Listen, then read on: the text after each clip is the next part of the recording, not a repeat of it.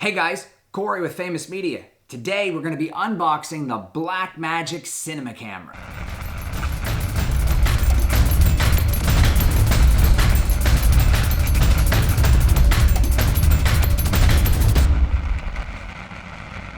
So I picked up the Blackmagic cinema camera, production camera, and pocket camera, and a bunch of new goodies.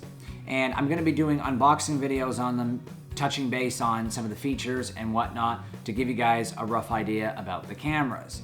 However, I do have full reviews, of course, on the streets with all of these cameras. Now, some good news for you as well is I got the C300 coming up here in about a week or so. We're going to be doing that review, but I'm also going to be comparing them to the Blackmagic Cinema and production camera. I'm also filming this review on the Blackmagic production camera as well. So let's unbox this monster of a camera. Now, the first thing you're going to notice when you open the lid to the box is there's going to be a grayish gold colored box that's really thin on the top. Now, this contains the DVDs for the installed drivers in DaVinci Resolve 10, which are outdated. The new drivers and DaVinci Resolve 11 are officially out on Blackmagic Design's website. So they're pretty much useless, at least to me. But no big deal, you can download them. So they're good for a backup, I guess. But the most important thing when you open this is the dongle for DaVinci Resolve, which is right on the top. It's kind of in there. You got to shake it a little bit to get it out. Now, this is very great value. Okay, so let's start unboxing. We'll start with the power adapter here, which allows you to charge the camera. You'll see it's got a protector cover on it, which comes off real easily, and that's because it's got 4 different adapters so that if you're traveling around the world, you can still charge the camera, which is very smart Blackmagic design. Very smart. So we're gonna take, of course, the North American plug, and we're gonna slide it with the groove on the bottom, and we're gonna gently place it in so it slides into the adapter here, and it just clips in. So now when you're inside the box, you're gonna first see the Blackmagic cinema camera, of course. It doesn't have any plastic on it, only on the back screen to protect it. I love that new box smell. You guys like new box, new book smells, and new car smells? Everything new smells so much better. It's not good for you though, but it smells great. In any case though, I'm not gonna remove the front lens cap. A lot of times you'll see that in an unboxing video. I think it's ridiculous and dust is gonna get in the sensor. Unless I'm changing the lens, I'm gonna keep it closed. But in any case, it weighs about 3.8 pounds, which puts it about 500 to 600 grams heavier than the D4 or the 1DX.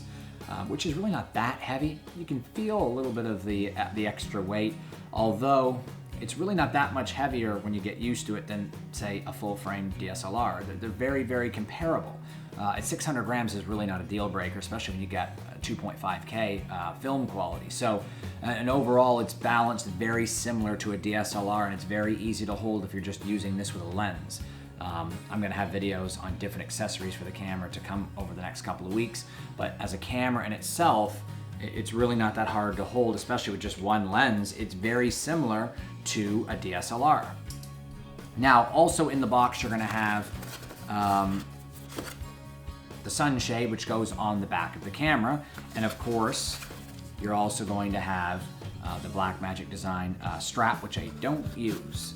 So I'm gonna get this out of the way and I'll show you how to put the back cover onto the cinema camera. So let's go ahead and turn the camera on here and show you how to put this on. And what we're gonna do is you're gonna see the little spots on the side which allows it to clip in, and it's got little tabs that are plastic, and the hood is like a really hard rubber. So you're just gonna place it in there gently, and then just press the clip in. It'll remove fairly easily. It's pretty flexible, so you don't have to worry about stuff hitting it and breaking. I don't really see these ever needing to be replaced, so you should be good to go with them. So the Blackmagic cinema camera has 3/4 20 threads in the top and 1 on the bottom. You can use the bottom, of course, for mounting to tripods, monopods, different shoulder rigs, and the 3 on the top are unique because you can mount all different kinds of accessories with it. Of course, I'm gonna have a video on my Zacuto rig and how to install it and all the different accessories you can put on there to help you guys create your own rig that's going to work for you. And those videos are going to be coming out real soon. So on the back here, you're going to see the different button layout. Now, of course, on the top here, let me just remove this so I can see the screen a little bit better. You just pull it right off. So if you double tap the focus button, it's going to allow you to do focus peaking and show you exactly where you're focused at. If you hold it, it's going to autofocus the camera, which is almost useless in video. I never use it. Of course, the iris button is a nifty little feature that'll tell the camera to autocorrect and set the f-stop based on the exposure, which is cool, but most times I don't use that either. Of course, this is the record button right there, your stop and play for clips, and you can browse with the front and back arrows to go through your clips, and of course, to fast forward or rewind. They will also allow you to change your f-stop. These two arrows, front and back, will allow you to control the f-stop while you're in live view and you're recording. Now, the camera is very straightforward, and there's a lot of other features in the menu. However, we're not going to go over the features and the menu and stuff like that until the review video, which is coming next week.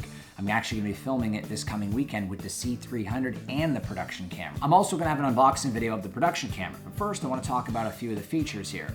2.5K RAW, ProRes 422 HQ, LT and proxy in 1080p. It does film or video mode. Of course, the film mode is great. That's what I'm filming on right now on the production camera in 4K, of course. So it's got some great features. It's about the same weight as a DSLR, like I said, about 500 grams, 600 grams heavier than a D4 or 1DX set.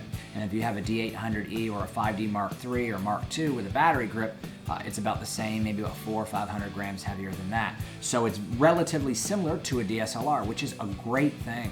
All this great quality and all these great features in such a small, lightweight camera. Where the weight really adds up is when you start adding batteries and accessories and stuff like that, which I'll have coming up in further videos. I have all kinds of stuff to review. So this is a great camera. I've used it a bunch of times for weddings and different events, and the dynamic range, even in ProRes, is far superior to DSLR video. And I just want to point out that I've heard videographers tell me they would not recommend using this camera for a wedding or a reception where it could be dark. Well, that's not the case, because right now I'm in a dark room and I just got some lighting set up, and the production camera does great, as will the cinema camera.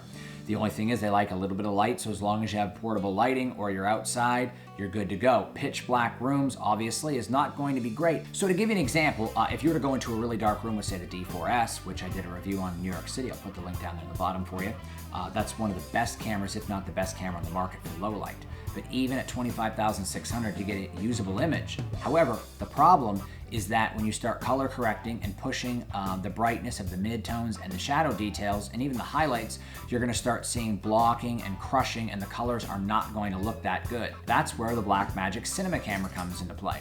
Although it won't give you as bright of an image in such dark conditions, you can add light with on-camera lighting or different LED panels, and even when it seems like it's a little darker than, say, a DSLR, the contrast ratio and dynamic range aren't crushed, and when you start pushing the mid-range, you can bring the details back up even though it's dark, and you're not going to get that blocky, chunky, color crush look that you will from a DSLR. You'll get a little extra film grain type noise, which does come from the cinema camera, and I think looks great.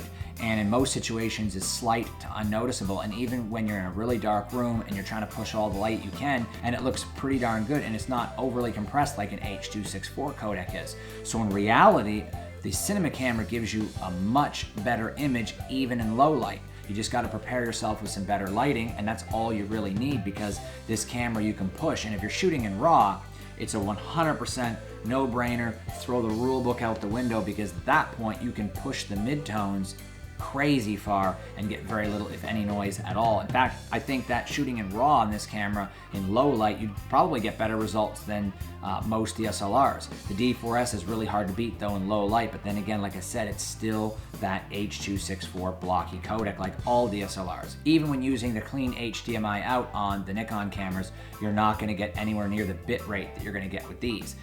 For example, I'm shooting on the production camera at 4K right now at 422 HQ, which is almost 900 megabits a second, which is got to be 9 times more than the 5D Mark III, even with clean output. So that just gives you an idea of how much information you have to work with. File size is going to be your enemy, so make sure you get lots of SSD drives. I recommend the SanDisk Extreme Pro. The 480 gigabyte SSD drive is perfect.